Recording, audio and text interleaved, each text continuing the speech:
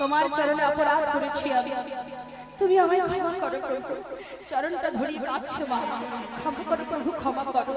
তুমি নিজ গুণে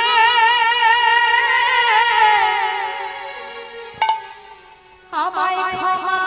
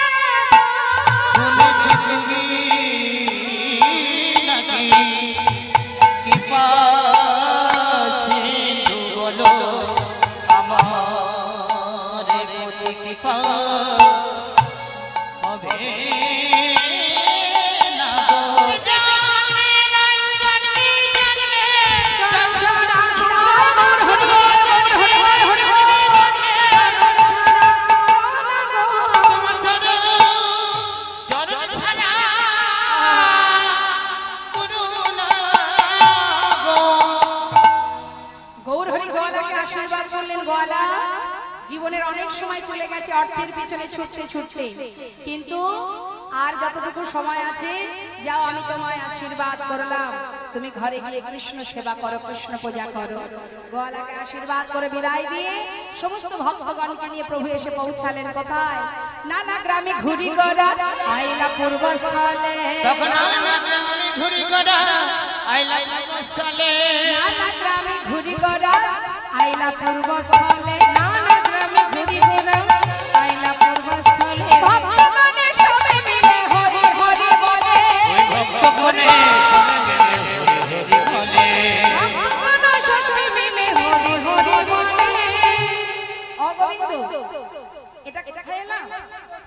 পূর্বস্থলী। শোনো গোবিন্দ, বেশ কদিন হলো যাত্রা করেছি, এখনো কোথাও সেবা করিনি, প্রচন্ড খিদে পেয়ে গেছে। তুমি আর দেরি করো না, আমাদের সকলের সেবার ব্যবস্থা করো। যেই না বলেছে সেবার ব্যবস্থা করো, গোবিন্দ ঘোষের মনে মনে একটু রাগ হচ্ছে। তুমি তো বলে খালাস, কিন্তু এত ভক্ত সেবার ব্যবস্থা তুমি আমার ঘরে চাপিয়ে দিলে, আমি একা একা করবো কি করে? একবার ভাবনা না দাও, চিন্তা করছো বাবা, কিন্তু যার ভাবনা তো সেই ভাবে, তুমি যাই ভাবো আর তাই ভাবো, তার ভাবনা সেই ভাব। ভাবছো বসে চলবে কিসে, তুমি ভাববার কে?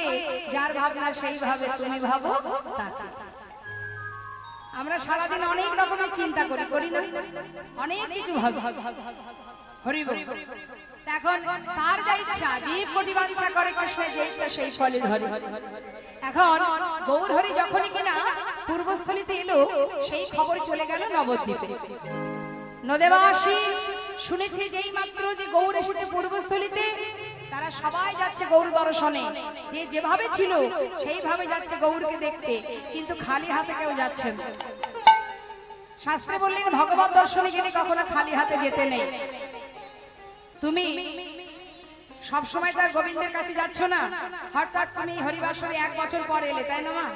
এই 1 বছর পরে হরিবাসরে আসছো, যেখানে হরিনাম কৃষ্ণ নাম লীলা কথা হরি কথা শ্রবণ করছো, তাহলে 1 বছর পর যখন তুমি এখানে আসছো, তোমার কি মনে হবে না যাই আমার প্রভুর জন্য সাথে করে কিছু নিয়ে যাই? আপনি যখন বাইরে বেড়াতে যান, ঘুরতে যান, বাজারে যান, আপনার মনে হয় না যে বাড়িতে আমার বাচ্চা আছে, একটা খাবার নিয়ে যাই? হ্যাঁ, ঠিক তেমন তাকে নিজের করে ভালোবাসেন, তাই তার জন্য খাবার কিনে নিয়ে যান। ঠিক তেমন যারা গৌরকে ভালোবাসে, যারা ভগবানকে ভালোবাসে, মন্দিরে যাক, কোন হরিবাসরে যাক, যেখানেই ভগবত দর্শনে যাক, খালি হাতে যেতে নেই। যদি আপনি ভালোবেসে থাকেন তাহলে আপনার মনে হবে প্রভুর জন্য কিছু নিয়ে যায়। হরি বল, হরি বল। তাই শাস্ত্রে আছে ভগবত দর্শনে গেলে কিছু না কিছু, যার যেমন ক্ষমতা, কিছু না কিছু প্রভুর জন্য নিয়ে যেতে হয়। হরি বল। তাই সমস্ত ভক্তরা নদেবাসী, তারা তো গৌরকে খুব ভালোবাসে, তাই সবাই যাচ্ছে মা, কিন্তু কেউ খালি হাতে নয়, সবাই নিয়ে যাচ্ছে প্রভুর জন্য, যে যেমন পারছে নিয়ে যাচ্ছে গৌর দর্শনে। তাই শাস্ত্রে মহাজন বললেন, দেখো সবাই ঝড়ের বেগে যাচ্ছে গৌর দর্শনে পূর্বস্থলী থেকে, মানে নবদ্বীপ থেকে যাচ্ছে পূর্বস্থলীতে। আনন্দে ধালো সবে গৌরব দেখিতে রে, গৌরব দেখিতে, আনন্দে ধালো সবে গৌরব দেখিতে রে, গৌরব দেখিতে। সবাই গৌর গৌর গৌর বলে, গৌর গৌর বলে যায়, গৌর গৌর গৌর বলে যায়। নাচিতে নাচিতে রে, নাচিতে নাচিতে। কেহ নাচে কেহ গায়, কেহ বলে হরি রে, কেহ বলে হরি। আপনাদের মধ্যে সেই আনন্দটা আমি দেখতে পাচ্ছি না। সবাই যাচ্ছে নদেবাসী, আমরাও যাচ্ছি গৌর দর্শনে, কিন্তু আনন্দটা তো থাকবে নাকি? হ্যাঁ, আনন্দটা কোথায়? দেখি হাত তুলুন সবাই একসঙ্গে। হরি বল, হরি বল। সবাই মিলে হাত তুলে দুটি বাহু তুলে বলুন ধ্বনি। কেহ নাচে কেহ গায়, কেহ বলে হরি রে, কেহ বলে হরি। ওই না কেহ নাচে কেহ গায়, কেহ বলে হরি গো, কেহ বলে হরি। ওই না ঝোলাতে লুটায়ে সবে, ঝোলাতে লুটায়ে সবে, যাই গড়া করি গো, যাই গড়া করি। দেখো আনন্দ আয় ধরে না রে, আনন্দ আয় ধরে না রে, গৌর বদন হেরবে বলে আনন্দ আয় ধরে না রে। সবাই গৌর বদন হেরবে বলে, হরি হরি হরি বলে আনন্দ আয় ধরে না রে, সবাই গৌর গৌর গৌর বলে, আনন্দ আয় ধরে না রে, আনন্দ ধরে না রে। মুখে গৌর গৌর গৌর বলে যায়, নাচিতে নাচিতে রে, নাচিতে নাচিতে। সবাইকে আসতে দেখে গৌর হরি গোবিন্দকে ডাকছে, গোবিন্দ। খুব চিন্তায় পড়েছো তাই না? কি করে কি হবে, এত ভক্তের সেবার ব্যবস্থা কি করব? চিন্তার অবসান করব, আমি করব। চেয়ে দেখো কত ভক্ত, সবাই আসছে আমাকে দেখবার জন্য, আর সবার হাতে আমার জন্য সেবার বস্তু। চিন্তার অবসান হলো, তাহলে আর দেরি কেন? এবার যাও রন্ধন করো। রন্ধন হলো, প্রভুর সেবাও হলো বাবা। সেবার পর গৌর হরি আমার গোবিন্দ ঘোষকে পরীক্ষা করার জন্য হাত বাড়িয়েছে, দাও গোবিন্দ। গোবিন্দ ঘোষ বলছে, ও দয়ামা, হাত বাড়ালে যে আবার কিছু চাই? হ্যাঁ, সেবার পরে কি দিতে হয় জানো না? না, তুমি বলো কি চাও, এক্ষুনি তোমায় এনে দেবো। ও গোবিন্দ, আমার যে একটু মুখশুদ্ধি দরকার। মুখশুদ্ধি? কি মুখশুদ্ধি চাই প্রভু? তাও জানা না? কি মায়েরা বলুন তো? হরিতকি। আচ্ছা আচ্ছা ঠিক আছে প্রভু, তুমি বসো, আমি দেখছি, আমি ভিক্ষা করে নিয়ে আসি। প্রভুকে বসিয়ে রেখে 3 ক্রোশ পথ ছুটতে ছুটতে গ্রামে গিয়ে গ্রাম থেকে মুখশুদ্ধি ভিক্ষা করছি। মুখশুদ্ধি মাগিবার তরে গোবিন্দ চলিল, ওই না মুখশুদ্ধি, মুখশুদ্ধি মাগিবার তরে গোবিন্দ চলিল। মুখশুদ্ধি মাগিবার তরে গোবিন্দ চলিল। গ্রামের মধ্যে গিয়ে কি বলছে? মুখশুদ্ধি দাও না মরে, মুখশুদ্ধি দাও না মরে, মুখশুদ্ধি দাও না মরে, গৌর হরির সেবার তরে মুখশুদ্ধি দাও না আমার মরে। মহাপ্রভুর সেবার তরে মুখশুদ্ধি দাও না মরে। দুইটি হরি তোকে মাগিয়া লইল, দুইটি হরি তোকে মাগিয়া লইল। দুটো হরি তোকে ভিক্ষা করে মনের আনন্দে ছুটতে ছুটতে আবার ফিরছে মা। তাহলে 3 ক্রোশ পথ ছুটতে ছুটতে গ্রামে গেছে, আর ফিরে আসছে 6 ক্রোশ। তাহলে এবার ফিরে আসার সময় এতটাই পরিশ্রান্ত, আর পারছে না, হাঁপিয়ে উঠেছে মা। তাই চিন্তা করছে এক কাজ করে একটু বিশ্রাম করে তারপরে না হয় যাব। এই ভেবে একটা গাছের গোড়ায় বসে বিশ্রাম করছে।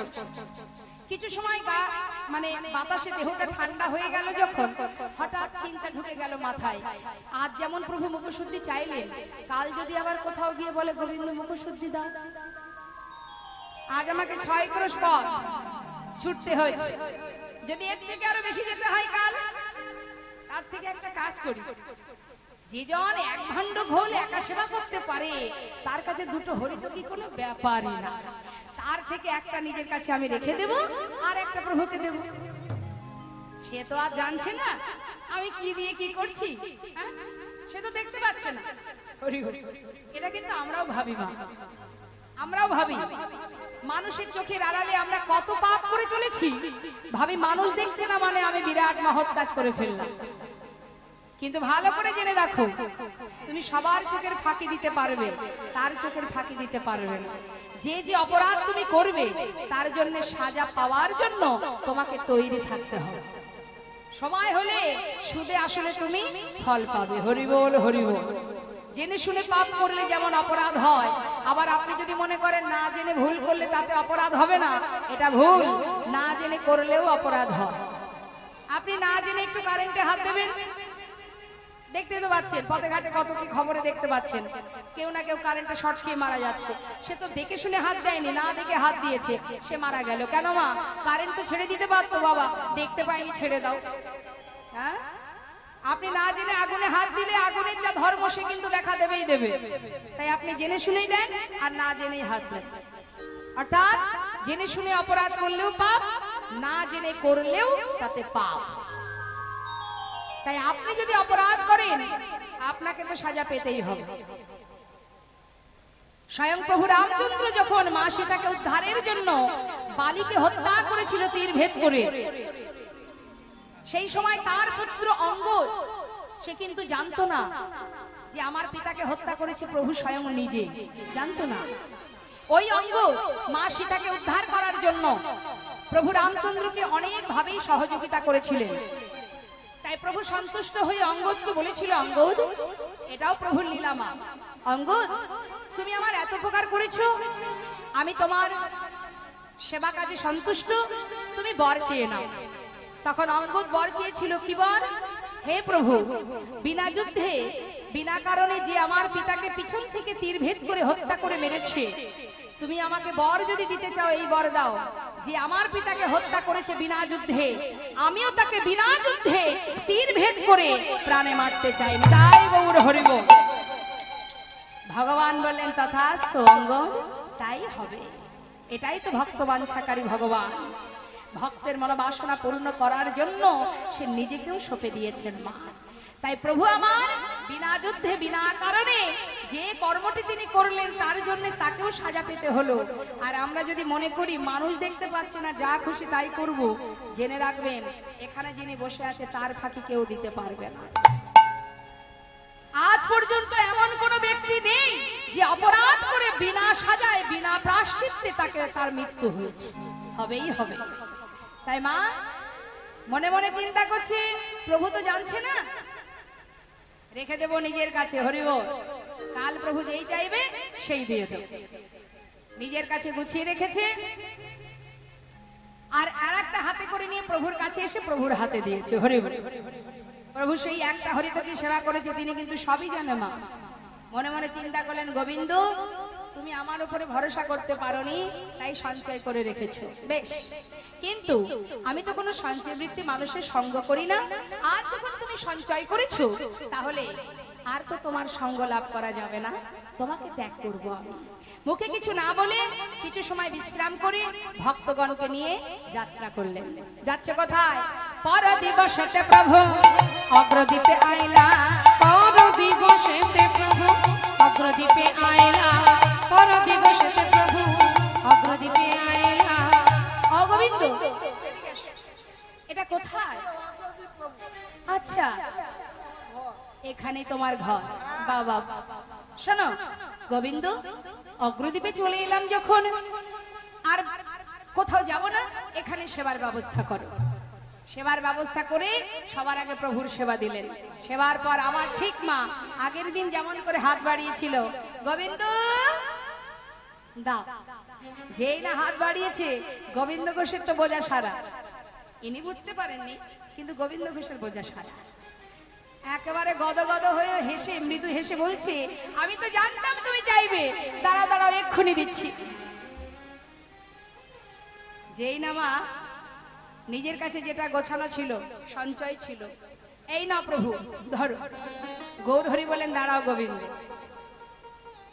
কাল যখন মুখশুদ্ধি চেয়েছিলাম তোমার দিতে বিলম্ব হয়েছিল, চাইবা মাত্র দিতে পারোনি, কিন্তু আজ এত তাড়াতাড়ি কোথায় পেলে? অদয়াময়, আমি তো জানি তুমি আর চাইবে, সেই জন্য কাল দুটো হরি তোকে ভিক্ষা করে একটা আমার কাছে আমি রেখে দিয়েছিলাম, আর একটা তোমাকে দিয়েছি। আজ তুমি যেই চেয়েছো সেই তো দিলাম। কি আমি ঠিক করেছি না?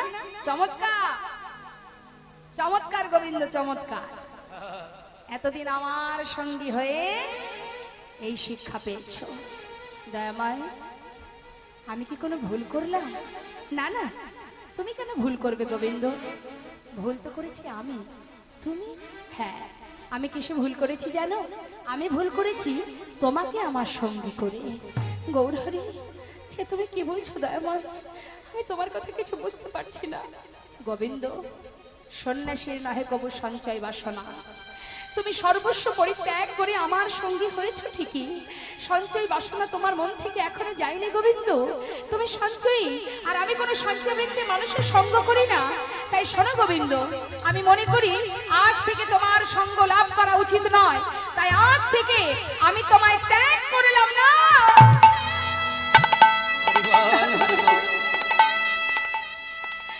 আমি বুঝতে পারিনি গৌরহরি, আমি বুঝতে পারিনি, তুমি আমায় ক্ষমা করে দাও।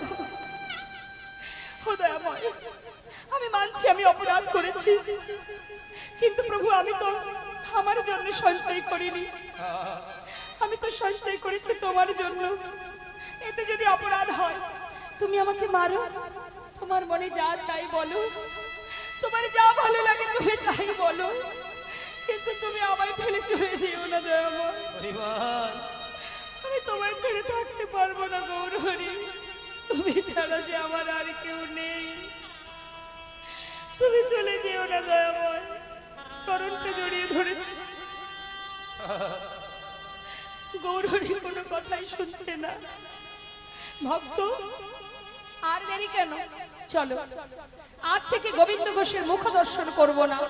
এই মুহূর্তে আমরা এই লীলা আহা এই অগ্রদীপ ছেড়ে যাত্রা করব। এখনই যাব, আর দেরি নয়।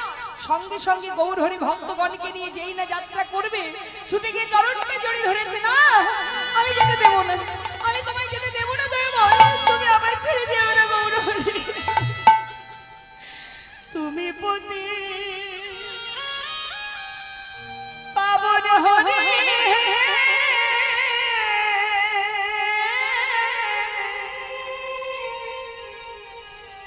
তুমি যেও না চলে, কৃপা করো দয়াল হরি,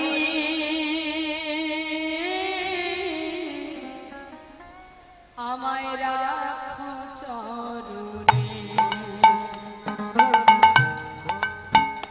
তুমি কৃপা করে দয়াল হরি, রাখো চরণে। তুমি পতি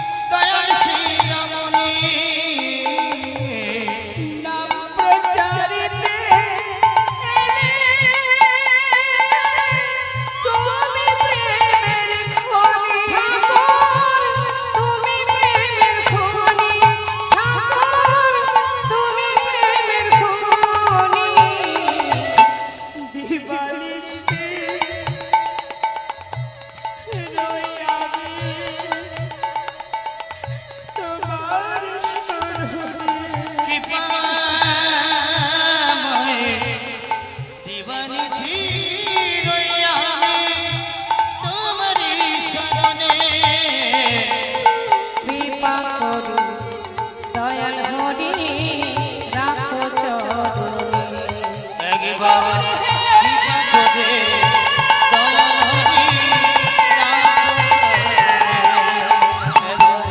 কৃপা করে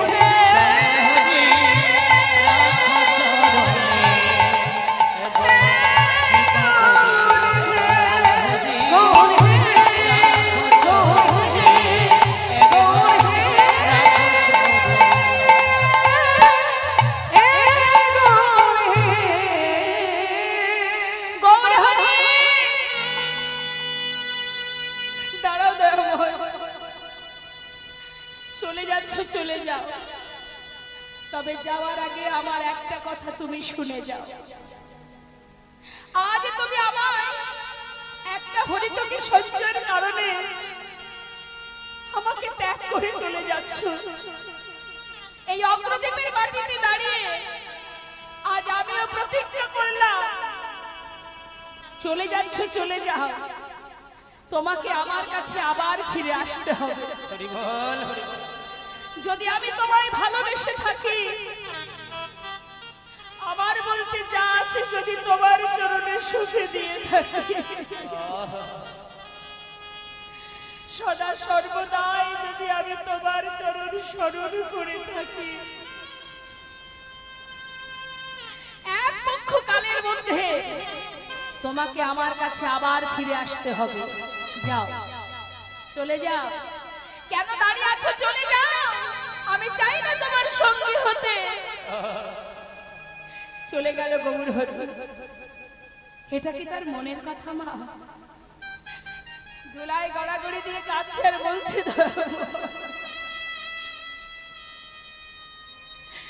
তুমি যা কিছু শুনেছো সে তো আমার মুখের কথা,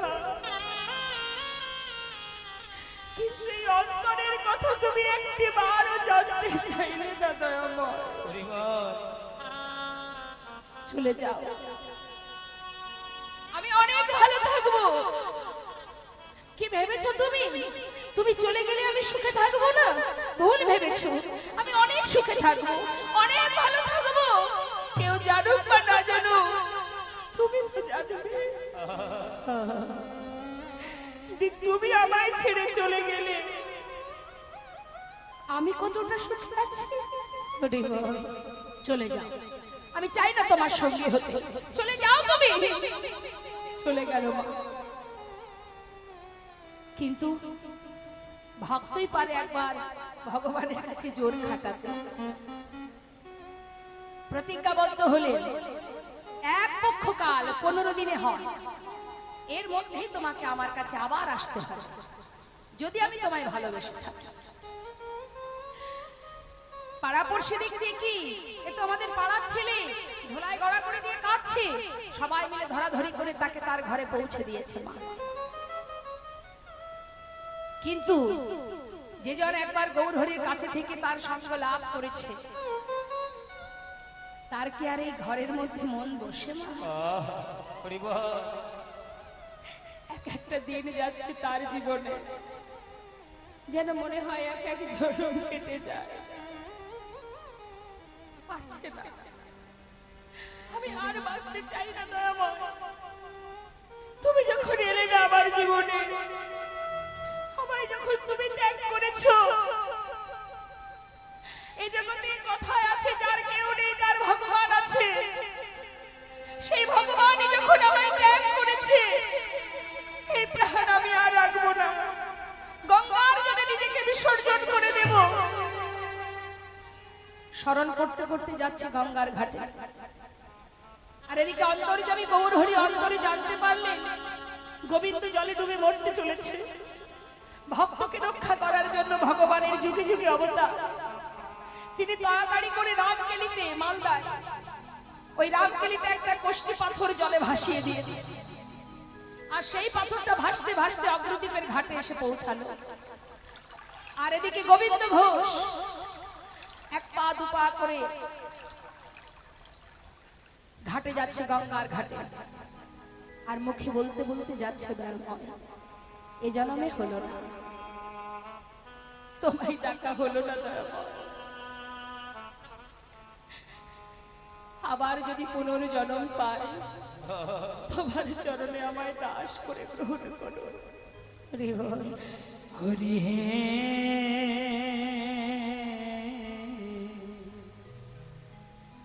বলো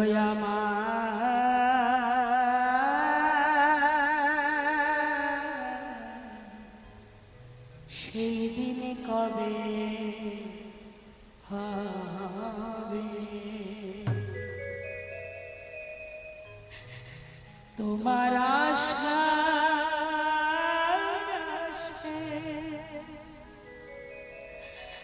প্রভু আছে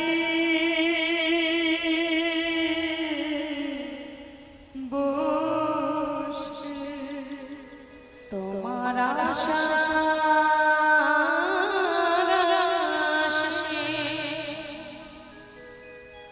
দয়াল আছি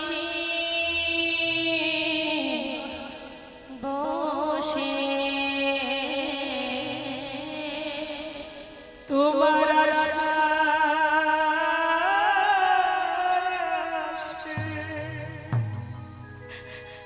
দয়াল আছে বসে বলো বলো কবে চরণ দেবে প্রভু গো।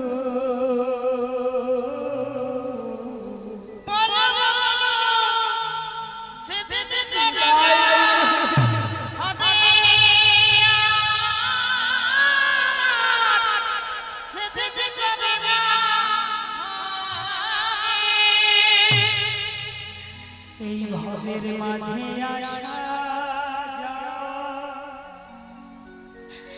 আমাদের ডাকা হলো না, যা বলবো বলে সবাই এসেছিলাম, আমাদের বলা হলো না। এই ভবের মাঝে আসা যাওয়া তোমায় ডাকা হলো না, যা বলবো বলে এসেছিলাম এই ভবে তা বলা হলো না। তুমি পারে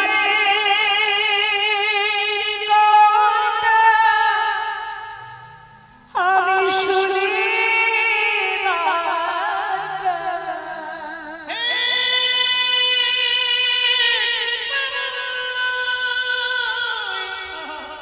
তুমি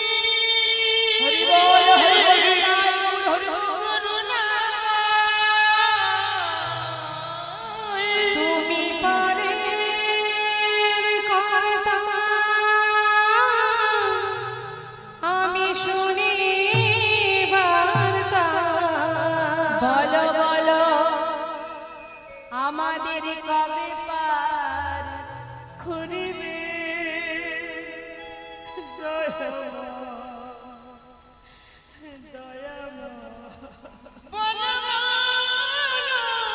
সেদিন কবে বা হবে সেদিন কবে বা হবে। কৃষ্ণ নামে কাঁদিবে কবে আমার ওই না কৃষ্ণ নামে কাঁদবে কবে আমার পুরানো। কবে যাব বিষয় ছেড়ে মধুর বৃন্দাবন। কৃষ্ণ নামে কাঁদে আমার পরাণ। ওই কৃষ্ণ নামে কাঁদবে কবে আমার পুরানো। কৃষ্ণ নামে নামাবলি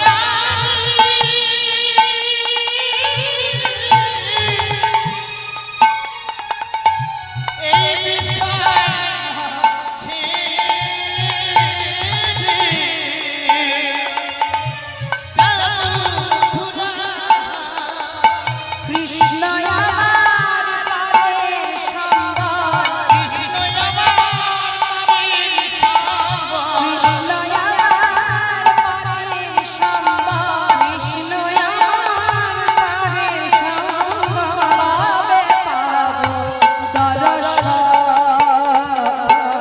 কৃষ্ণ নিতাই গৌর হরি হরি হরি হরি। ওই কৃষ্ণ নামে কাঁদবে গোবে আমার নাম গাইতে গাইতে গৌর চরণ স্মরণ করতে করতে যখন জলে নামছে, আর এদিকে কোষ্ঠী পাথরটা বারবার এসে গোবিন্দ ঘোষের গায়ে লাগছে। যতবার ঠেলে সরিয়ে দিচ্ছে ততবার ভেসে ভেসে তার গায়ে এসে লাগছে। বারবার এমন হচ্ছে দেখে হাতে করে কোষ্ঠী পাথরটা নিয়ে তীরে উঠে আবর্জনার মধ্যে ছুঁড়ে ফেলে দিয়েছে। হঠাৎ দৈববাণী হলো, গোবিন্দ তুমি ঘরে ফিরে যাও। কে কে তুমি? হ্যাঁ, আমার সামনে এসো। আমি দেখতে পাচ্ছি না কেন? নিজেকে বিসর্জন করো না। কে তুমি? আমার সামনে এসো, ঘরে ফিরে যাও গোবিন্দ। মরা হলো না মা। দৈববাণী শুনে আবার পুনরায় গোবিন্দ ঘরে চলে এলো। 13 দিন পার হয়ে 14 দিন। ভক্তের ভক্তি যদি পরিপূর্ণ হয় বাবা, ভক্তকে তার কাছে ছুটে যাওয়া লাগে না, নিজেই আসেন ভক্তের কাছে। অগণিত ভক্তগণকে নিয়ে আবার পুনরায় গৌরহরি ধীরে ধীরে অগ্রদ্বীপে এসে গোবিন্দ ঘোষের ঘরের সামনে দাঁড়িয়ে ডাকছে, কই গো গোবিন্দ, দরজা খোলো। কে কে তুমি? যেই না দরজা খুলেছে দেখছে বাইরে গৌরহরি। ছুটে গিয়ে চরণটা জড়িয়ে ধরেছে, গৌরহরি এসেছো দয়াময়, তুমি এসেছো। আমি জানি তুমি আসবে, আমি জানি দয়াময়। হে প্রভু, কথা দাও, কৃপা করে এসেছো যখন বলো আমাকে আর কোনোদিন তোমার চরণ ছাড়া করবে না। শান্ত হও। বেশ, আমার কাছ থেকে তোমাকে আর কোনোদিন আমি দূরে সরাবো না, কথা দিলাম। বেশ, এসো প্রভু, ঘরে এসো। ঘরের ভিতরে নিয়ে গেছে। গৌরহরি বলছে, গোবিন্দ গঙ্গার জলে ডুবে মরতে গিয়েছিলে কেন? প্রভু তুমি কি করে জানলে? বাহ, আমি জানবো না? সেখানে কিছু পেয়েছিলে? হ্যাঁ, একটা পুরা কাষ্ঠ। তাই বুঝি? যাও যাও, শিগগিরই নিয়ে এসো। ছুটতে ছুটতে গঙ্গার পাড়ে গিয়ে সেই আবর্জনার ভিতর থেকে খুঁজে খুঁজে সেই পুরা কাষ্ঠ মনে করে হাতে তুলে দেখছে তো কোষ্ঠী পাথর, গায়ে লেখা আছে কৃষ্ণ কৃষ্ণ। তাড়াতাড়ি করে নিয়ে প্রভুর সামনে এসে দাঁড়িয়েছে। গৌরহরি বলছে, গোবিন্দ এই ছিল আমার আগমন বার্তা। আমি যা আসবো তার বার্তা আমি অনেক আগে পাঠিয়েছিলাম, কিন্তু তুমি বুঝতে পারোনি। শোনো গোবিন্দ, এই কোষ্ঠী পাথর দিয়ে একটা বিগ্রহ তৈরি হবে, আর সেটা আমি তোমার ঘরে স্থাপন করব। এক ভাস্করে সে বিগ্রহ তৈরি করলেন নিজে হাতে গৌরহরি, সেটাকে স্থাপন করে তার নাম দিলে গোপীনাথ। নাম দিয়ে বলেন, গোবিন্দ শোনো, প্রতিদিন ভিক্ষা করবে, যা পাবে পুরোটা সেবায় দেবে, সঞ্চয় করে রাখবে না কিন্তু। কেমন? আর একটা কথা বলি শোনো, তোমার তো একা একা ঘরে মন বসবে না, তাই তুমি একটা বিবাহ করো, দুইজনে মিলে গোপীনাথের সেবা দেবে। তোমাদের সেবা দেখে গোটা অগ্রদ্বীপবাসী সেবা শিখবে, তাই হবে দয়াময়। সংসার দিচ্ছে মায়ের বাবা, এত পরীক্ষার পরেও এখনো পরীক্ষা শেষ হয়, এবার সংসার দিচ্ছে কেন? দেখি মায়ার বাঁধনে আবদ্ধ হয়ে ভক্ত আমায় ভুলে যায় কিনা। কি করলেন? মায়া দিলেন, বিবাহ করবে। বেশ, তাই হবে। আর এবার আমায় বিদায় দাও। কোথায় যাবে দয়াময়? গোবিন্দ তুমি জানো না? তুমি তো জানো আমার বাসনা কি। ও গোবিন্দ, আমার মন মানে না যাব বৃন্দাবনে। ও গো আমার মন মানে না যাব বৃন্দাবনে। আমার মনে মানে না যাব বৃন্দাবনে। ও গো আমার মন মানে না যাব বৃন্দাবনে।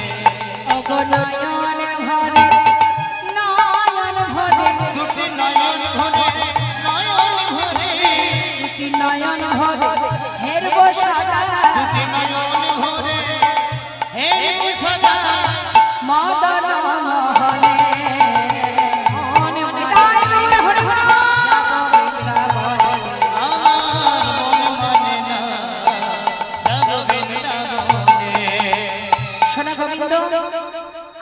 বৃন্দাবনের পথে চললাম আর তোমাকে বলে গেলাম শোনো আমাদের গোপীনাথে যে গোপীনাথ বিগ্রহ তোমার ঘরে স্থাপন করেছি এই গোপীনাথের অঙ্গ আর আমার অঙ্গ একই অঙ্গ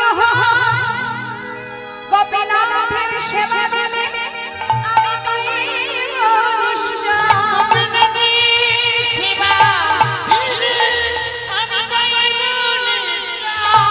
আমাদের আর গোপীনাথে অভেদ জানিয়া শুদ্ধ ভক্তিতে গোপীনাথের সেবা করিও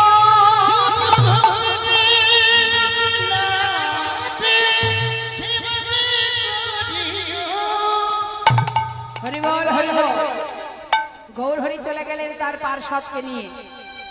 গোবিন্দ ঘোষ প্রতিদিন ভিক্ষা করে, দিনে 4 বার গোপীনাথের সেবা দেয়। 1 বছর যেতে না যেতে গোবিন্দ ঘোষ প্রভুর আদেশ মতো বিবাহ করলেন। নাম হলো তার মাধবী। বিবাহের পর থেকে গোপীনাথের সেবা 4 বার থেকে 1 বার কমে গেল, হয়ে গেল 3 বার। 1 বছর যেতে না যেতে গোবিন্দ ঘোষের একটি পুত্র সন্তান হলো। নাম রাখলো বিগ্রহ গোপীনাথের নামে। এটা আমার বিগ্রহ গোপীনাথ আর এ হলো আমার পুত্র গোপীনাথ। আমি 2 পুত্রের পিতা। ছেলে যেদিন ঘরে এলো সেদিন থেকে ভগবানের সেবা আরো 1 বার কমে গেল। কেন বাবা? সংসারটা বড় হয়ে গেছে, যে সংসারের দিকে সময় দিতে গিয়ে গোবিন্দের পাশে সময় দেওয়া একটু একটু করে কমে যাচ্ছে। হরি হরি। প্রভু দেখলেন ভক্ত মায়ার বাঁধনে আবদ্ধ হয়েছে, এমন ভাবে আবদ্ধ হয়েছে দিনে দিনে আমাকেই ভুলে যাচ্ছে। না, যেমন করে মায়া দিয়েছি ভক্তকে তো মায়ার বাঁধনে বাঁধা যাবে না। ওই মায়া যেমন দিয়েছি তেমন আমি কাটিয়ে নেব। কি করে কাটাচ্ছে মা দেখুন। প্রভু কখন কিভাবে কার জীবন থেকে সব কেড়ে নেবে। আমরা ভগবানকে ভালোবাসি কেন? নিজেদের স্বার্থের জন্য। কি তাই তো? ফুল তুলসী প্রভুর চরণে দিয়ে কি বলি? ধনং দেহি, পুত্রং দেহি, যশং দেহি, রূপং দেহি, বিদ্যাং দেহি, আয়ুর দেহি। হে দয়াময়, জগতে যত যত সুখ আছে সব আমাকে দাও। এবার তখন মানে ভগবান যখন দেন সব পায়, ঘর বাড়ি বিষয় সম্পদ, ছেলে মেয়ে, আত্মীয় পরিজন। দিনে দিনে এমন অবস্থা হয়, কে ভগবান কোথায় ভগবান। হ্যাঁ, ঠিক যেমন দেন আবার কেড়েও নেয়। হরি বল। কিভাবে কাটছে? ভিক্ষা করে এসে নিজের স্ত্রীকে ডাকছে, মাধবী যা কিছু ভিক্ষা করেছি 2 ভাগ করো, 1 ভাগ রন্ধন করো, আমি চললাম স্নান করতে। ফিরে এসে গোপীনাথের সেবা দেব। স্নান করে এসে দেখছি ঝোলাটা যেখানে খুলে রেখেছিল সেই ভিক্ষার ঝোলাটা সেইখানেই পড়ে আছে। কি ব্যাপার? এখনো মাধবী রান্না করলো না? কত বেলা হয়ে গেছে, গোপীনাথের সেবা দিতে হবে। বলি, ও মাধবী, মাধবী। ডাকতে ডাকতে ঘরের ভিতরে প্রবেশ করে দেখছি কি বিগ্রহ গোপীনাথের চরণে তার স্ত্রী মাধবী উপুর হয়ে পড়ে আছে। আহা, এখন গোপীনাথের চরণ ধরে পড়ে থাকলে হবে? ওঠো, শিগগিরই ওঠো, আগে রান্না করো, তাকে খেতে দাও, তারপরে যা মনে চায় তাই বলো। কি হলো? আমার কথা কানে যাচ্ছে না? বলি, ও মাধবী। সাড়া দেবে কি করে মা? দেহে প্রাণ থাকলে তো আর সাড়া নেই। এত করে ডাকছি, কোনো সাড়া পাচ্ছে না দেখে ছুটে গিয়ে তার অঙ্গখানি পরশ করেছে। আর যেই না পরশ করেছে, অসার দেহ দেখে বুকের মধ্যে জড়িয়ে ধরে চিৎকার করে বলে উঠলেন, গোপীনাথ! তুমি কি করলে গোপীনাথ? তুমি আমার মাধবীকে কেড়ে নিলে কেন? কি অপরাধ করেছে আমার মাধবী? কেন তুমি কেড়ে নিলে? বলো গোপীনাথ, কেন আমার মাধবীকে কেড়ে নিলে? বলো গোপীনাথ, কি অপরাধ করেছি আমি তোমার চরণে? আমার মাধবীকে কেড়ে নিলে কেন? পাড়া পড়শি তাড়াতাড়ি করে ছুটে এসে গোবিন্দ ঘোষের ঘরে এসে তার মাথায় হাত দিয়ে সান্ত্বনা দিচ্ছে, শান্ত হও গোবিন্দ, কেঁদো না। পাড়ার পড়শি যে ধর্ম মা, কোন ব্যক্তি দুঃখ পেলে যেমন সান্ত্বনা দেয়, সবাই এসে সান্ত্বনা দিচ্ছে, গোবিন্দ শান্ত হও। তোমার মাধবী হলে সে তোমাকে ছেড়ে যেত না। তোমার তো নয়, যে দিয়েছিল, যে পাঠিয়েছিল আবার সেই নিয়েছে। তোমার একটা সন্তান আছে, তুমি তাকে নিয়ে সংসারে সুখে থেকো, কেঁদো না, শান্ত হও। সবার সান্ত্বনা পেয়ে ধীরে ধীরে গোবিন্দ ঘোষ নিজে হাতে তার স্ত্রী শেষ নৃত্য করলেন। মাগো, মুখে আর কিছু বললেন না, ভিক্ষা করে যা পায় নিজের সন্তান আর বিগ্রহ গোপীনাথকে সেবা দেয়। এইভাবে দিন যেতে যেতে ছেলের বয়স হলো 5 বছর। বাকি রইল বাঁধন একটা, সন্তান। নিজের সন্তানের জন্য যেটা সেবার বস্তু গুছিয়ে রাখছে, কখনো কখনো ভুল করে সেটাকে ভগবানের সেবায় দিয়ে দিচ্ছে, আর প্রভুর জন্য যেটা রাখছে ভুল করে সন্তানকে দিচ্ছে। প্রভু দেখলেন ভক্ত সেবা অপরাধী হচ্ছে, তাই যে বাঁধনটা আছে এটাও আমাকে কাটাতে হবে। ছেলের বয়স হয়েছে 5 বছর।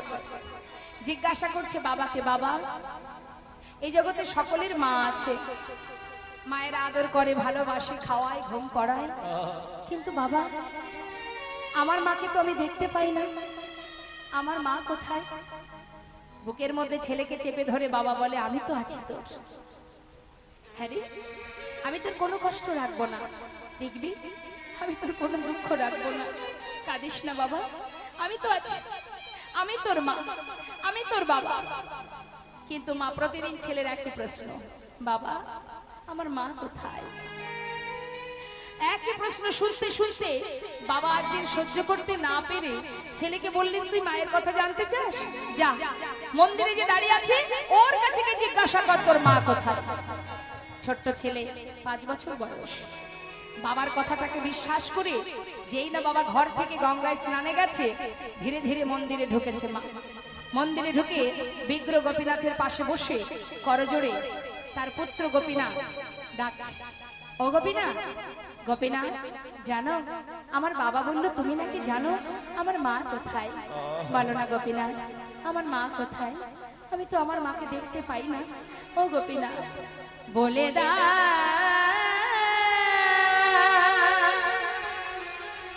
হে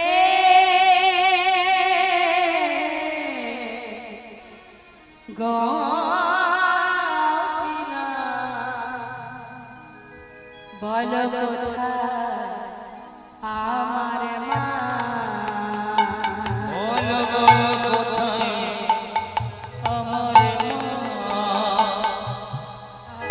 বলে দাও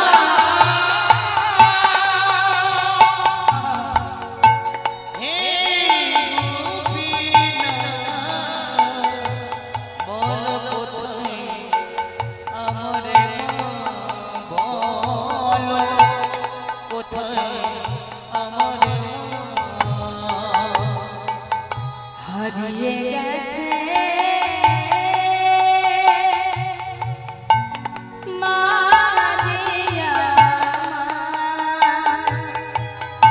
আমি খুঁজে পেলাম না, না, না।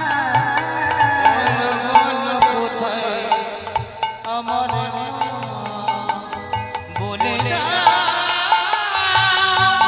হে গোপীনাথ, বলো কোথায় আমার মা? ও গোপীনাথ, ডাকিলাম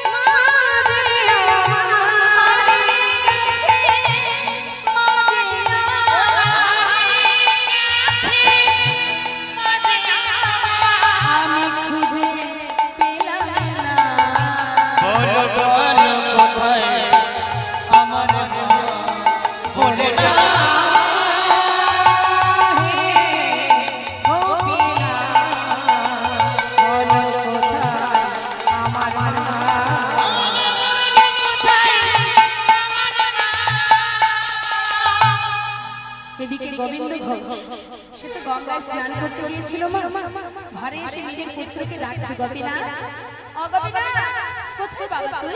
আয় আমার কোলে আয়, কতক্ষণ তোকে দেখিনি। সব মা বাবাই সন্তানকে ভালোবাসে।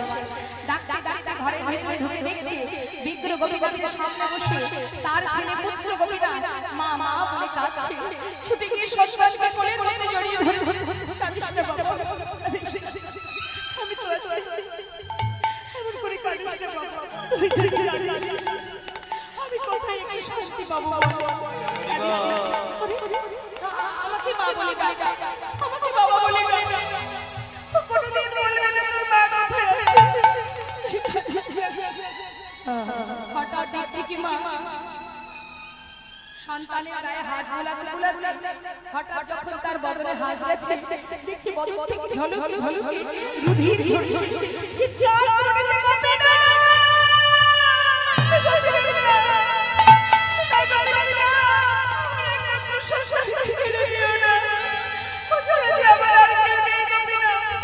তুমি তোমার স্ত্রীকে কেড়ে নিয়েছো, আমি তো কিছু বলিনি, তোমার সন্তানকে কেড়ে নিও না, গোপীনাথ কেড়ে নিও না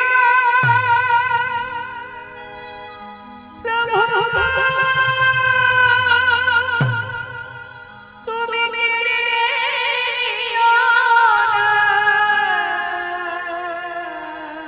তুমি যে ব্যথা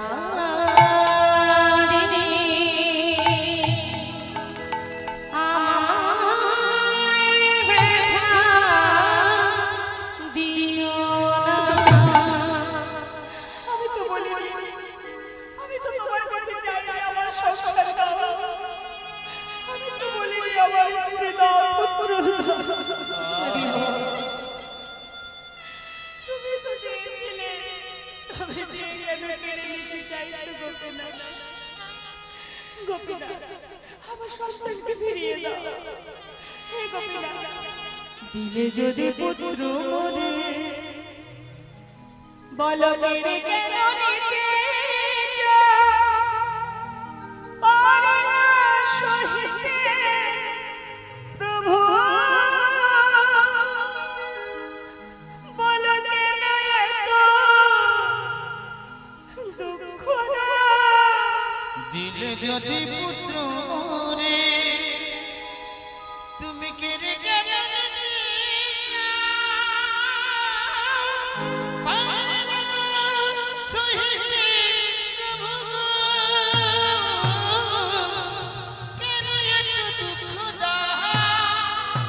যে বিষম বেদনা আমি সহিতে পারি না, যে বিষম বেদনা আমি সহিতে পারি না,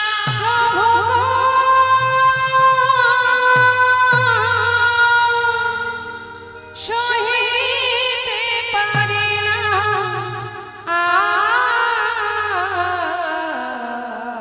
তুমি যে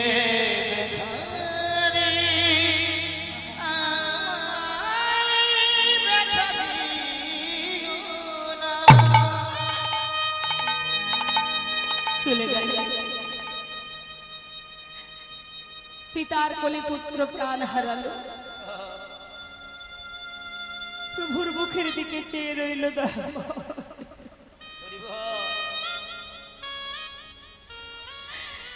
কি করে পারলে তুমি,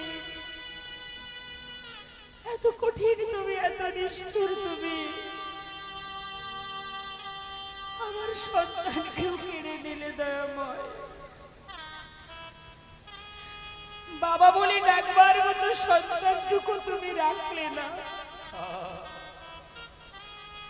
নিজে হাতে সন্তানকে নিয়ে গিয়ে গঙ্গার ঘাটে মাটি খুঁড়ে সন্তানের সমাধি দিলেন।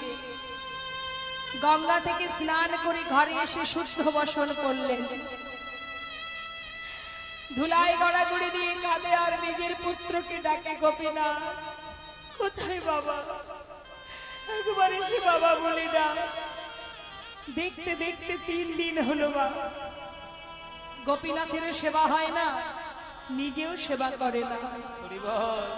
মনের কষ্টে দুঃখে প্রাণ হারাতে বসেছে, শুধু সন্তানকে ডাকছে, ও গোপীনা কোথায় তুই? আয় বাবা, একবার বাবা বলে ডাক আমার, তুই ছাড়া যে আর কেউ নেই আমার। দেখতে দেখতে 4 দিন হয়ে গেল, সেবা হয় না প্রভু। 4 দিন পর স্বয়ং প্রভু আমার নিজে পুত্র সেজে বিগ্রহ থেকে সচল মূর্তি ধারণ করে 1 পা 2 পা করে ঘরে এসে ডাকছে, বাবা, ও বাবা, কে কে তুমি? আমি তোমার পুত্র গোপীনাথ। আমার পুত্র? না না, তুমি কেন আমার পুত্র হতে যাবে? আমার সন্তান তো মারা গেছে। তুমি কে? আমি তোমায় চিনি না। তুমি চলে যাও, আমি আর কারোর বাবা নই, তুমি চলে যাও। বাবা, একদিন তুমি নিজেই বলেছিলে তুমি 2 পুত্রের পিতা। এই জগতে কারোর যদি 2টো সন্তান থাকে, তার মধ্যে যদি একটি মারা যায়, বাবা কি আরেকটি সন্তানকে না খাইয়ে রাখে? বলো না বাবা। 4 দিন হলো আমাকে কিচ্ছু খেতে দাওনি, আমি যে আর পারছি না বাবা, আমায় কিছু খেতে দাও। ও, তুমি এসেছো আমার কাছে, আমাকে বাবা বলে ডাকলে? তুমি জানো এই জগতে সবাই কেন একটা পুত্র সন্তান চায়? মাতা পিতার শেষকৃত্য করার জন্য। আমার সন্তানকে কেড়ে নিয়ে আজ তুমি এসে আমায় বাবা বলে ডাকছো। পারবে সন্তান হয়ে পিতার প্রতি কর্তব্য করতে? পারবে না। কি করে পারবে? তুমি তো রাজা, সোনার সিংহাসনে বসে থাকো, কখনো পারবে না। চলে যাও তুমি। বাবা, আমি তোমায় কথা দিচ্ছি, আমি পারবো, আমি তোমার শেষকৃত্য করব। তুমি পারবে আমার জন্য কাছা নিতে? পারবো, পারবো বাবা। তুমি আমার জন্য 1 মাস অন্ন খেতে পারবে? পারবো বাবা, পারবো। তুমি পারবে আমার জন্য পিণ্ড দিতে? পারবো, পারবো বাবা, আমি পারবো। 1 দিন 2 দিন নয়, পৃথিবীতে যতদিন চন্দ্র সূর্যের উদয় হবে, আমি ততদিনই তোমার শেষকৃত্য করে যাব বাবা। তুমি আমায় কিছু খেতে দাও। আজ 4 দিন হলো বাবা, আমায় কিছু খেতে দাওনি, আমি আর পারছি না, আমাকে কিছু খেতে দাও। কয়েক বাড়ি থেকে ভিক্ষা করে এনে রন্ধন করে গোপীনাথের সেবা দিল গোবিন্দ ঘোষ। এইভাবে কিছুদিন যেতে যেতেই গোবিন্দ ঘোষ শয্যাশায়ী হয়ে গেলেন মা, আর চলতে পারে না। আর ভগবান প্রতিদিন পুত্র সেজে ধীরে ধীরে গোবিন্দ ঘোষের পাশে এসে তার কাছে এসে গলাটা জড়িয়ে ধরে চোখের জলে বুক ভাসিয়ে কাঁদে আর বলে, বাবা তোমার কষ্ট হচ্ছে? গোবিন্দ ঘোষ কেঁদে কেঁদে বলে, গোপীনাথ কষ্ট হবে কেন? আমার যে অন্তিম সময় এলো রে, যাবার সময় হলো আমার। সবার জীবনে আসবে এই দিন, যেদিন সবার অন্তিম সময় আসবে, সকলকেই যে কষ্ট পেতে হবে। কাঁদিস না গোপীনাথ, তুই কাঁদিস না, এসেছি যখন চলে তো সবাইকে যেতে হবে। বাবা তুমি কোথায় যাবে বাবা?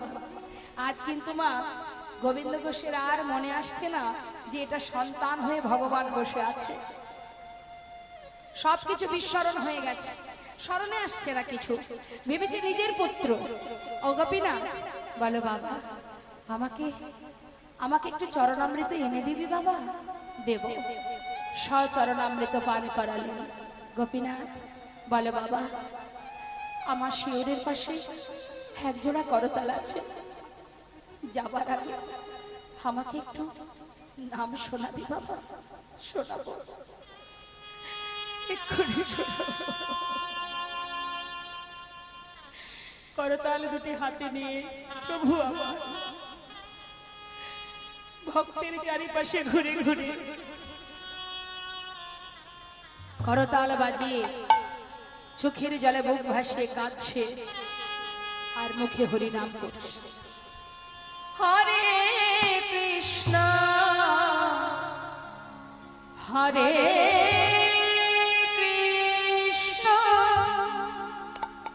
কৃষ্ণ কৃষ্ণ হরে হরে হরে রাম হরে রাম রাম রাম হরে হরে হরে কৃষ্ণ হরে কৃষ্ণ কৃষ্ণ কৃষ্ণ হরে হরে হরে রাম হরে রাম রাম রাম হরে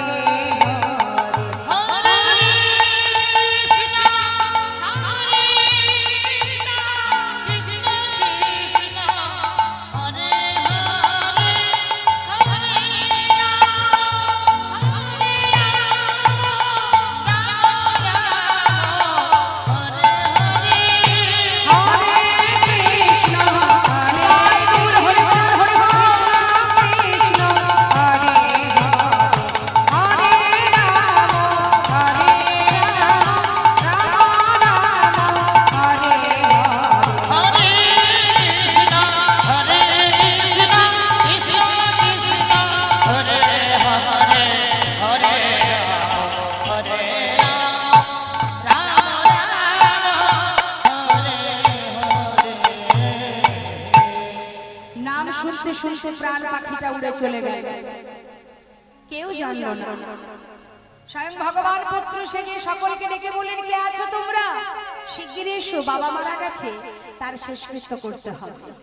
জানতে পেরে সবাই ছুটে এসে গোবিন্দ ঘোষের ঘরেই তার ঘরে মাটি খুঁড়ে তাকে সমাধি দিল। এদিকে মন্দিরের পূজা সে কি বন্ধ থাকে বাবা? গ্রামের দ্বিতীয় এক পূজারীকে প্রভু স্বপ্ন দেখালেন, পূজারী আমার রাজবেশ খুলে দিয়ে আমাকে কাছা পরিয়ে দাও, 1 মাস দিনে একবার হবি স্বর্ণ করে আমায় সেবা দেবে। 1 মাস পর চৈত্র মাসে মধুকৃষ্ণ একাদশী তিথিতে আমাকে স্নান করিয়ে শুদ্ধ বসন করাবে। আমি পিতার জন্য পিণ্ড দান করব। যারা অগ্রদ্বীপে যাননি দর্শন করে আসবেন।